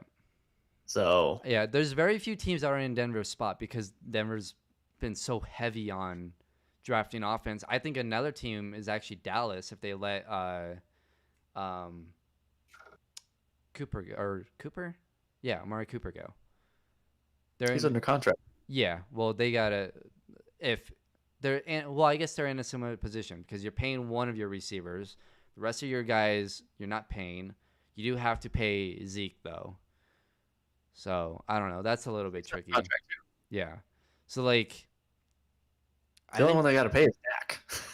well, I think Denver's just in a unique position because they have a lot of talent that are under rookie contracts, and not just this year, but for the next 3. All right, we're gonna watch it all play out. I would go Plan A, Deshaun Watson. Plan B, if you love one of these top 4 quarterbacks, or if even 5, Mac Jones is flying up boards right now. So if you love one of those quarterbacks, I would take a swing at one of them. And then Plan C, well, good luck with Drew Lock. The only plan A should be is Trevor Lawrence, who will be dropping to 9. I like his thought process. He was like, you know what? I could go 1 to Jacksonville, or I could tear my own labrum, drop to 9, and go to Denver and create a resurgence there. I like his thinking. Smart man. I'm telling you, Trevor Lawrence, he's gonna be good, but I think time to pay up. I think at best he's the 3rd best quarterback in this class. Well, I think you're Looney Tunes. I think all right. Where is my crumble at? Where is my payment? I have the website right here. You just send me the link, right? Like do you know how to do the digital? Yeah, I'm going to send a digital gift card, and then $20 immediately from me to Steven. Something feels weird about this. I feel like you're sabotaging this somehow, and I don't know what you're doing. Hold on, let me redo. Something just feels weird here. What are you doing? I'm not doing anything. No, you're doing this too easily without any resistance. This is what you won. There's nothing I can do. Euros. Is this what you're doing? What? Are you sending me like this in euros or like no? I don't think that's possible. Is Crumble Cookie international? It should be. It should be galactical. Is that a word? Like in different galaxies. That's what I just gotta type your phone number, add a message. I'm so excited. I'll have like $70 worth of crumble. I'm gonna go in there one day, and I'm just gonna buy $70 worth. And we're like, who is this man? This mystery man that bought $70 worth of crumble in one day. Like, who would do that? And I'd be like, me. I would do that. and then they'll put a statue of me outside of Crumble. That's what's gonna happen. Plus the free boxes I already have. Sheesh. Unbelievable. I'm gonna buy so much merch with this, it's not even funny. I'm excited. Alright. That's gonna do it for us today. I just I typed my think- message. I absolutely love it. Oh, great. I hope it gets flagged for hate speech and they charge you double. That's what I hope. Wait, add. Oh, I added it to. Okay. From Aaron to Steven. Immediately message. $20, right? That was it. That was it. Unless you'd like to give more. Place I'll always order. take All right. Hopefully, I typed in the right phone number. Do you have your phone with you? No, it's in my room somewhere. Or it's in the other room. Well, you should go get it. Just to double check that it's there. Gosh. That you got I'll it. check it if we sign off the stream. Well, I want you to read it on stream. I'm not gonna read it. I on want stream. you to read it live on stream. Not I gonna want you to read it live on stream. No. I have a feeling something. I want you It to probably read- has something to do with my pronunciation of success or Oh damn it! uh, No, that wasn't it. something like that. Yeah. See, you missed the boat. All right. That's gonna do it for us today. It is so cold in here. Can I just let you know? I feel like I've been broadcasting from an ice box. It's also this negative 50 degrees outside. Well, yes, that is true. I tried to pick off the scrape, not pick. You don't pick the ice off. I tried to scrape off the ice the other morning, and my hands were so frozen. And I was only out there for legitimately like You know, 3 there's minutes. these things that are amazing. They're called gloves. They cover your hands, but you can still use your hands. And so that way you can, do things in the cold and your hands won't be frozen. They're amazing. You should go. They're really cheap too. You can get some for like $5. I don't know how Aaron puts up with you. That's gonna do it for us. I hope your dog pees in your bed and scrunches up her elephant into your pillowcase. That's what I hope. I hope Pivot with his it's not disposable because your thumbs aren't disposable. Opposable thumbs? Is that what the phrase is? Your thumbs aren't disposable, right? Because that means you throw them away. I hope Pivot with his thumbs and his 2 legs walks to her elephant, stuffs it in your pillowcase. So when you try and fall asleep tonight, you smell dog pee. That's what I hope. Signing off. For Brandon Stoll, I'm Stephen Priest. Thank you guys for tuning in. We will catch you guys next Saturday for the Behind the Glass Sports Podcast.